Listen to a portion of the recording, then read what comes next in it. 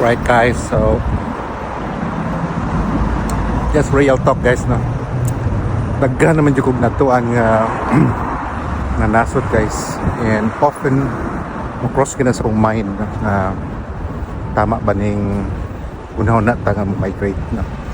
So for example here in Japan,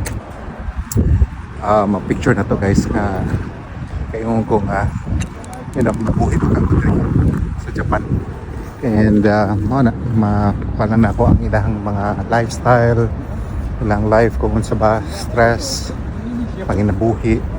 So daghang mga pangutana guys na often cross atong mind kung kaya ba natong mabuhi. But I guess it all boils down to your skills. That's number one. Kung need ba mo ang skills ani nga particular nga nasod. Secondly, and I think the most important is mental part.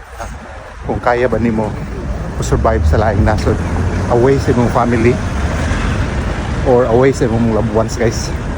So mo na siya ang pinaka main factor nga ako nakita gid guys, ang mental strength, no?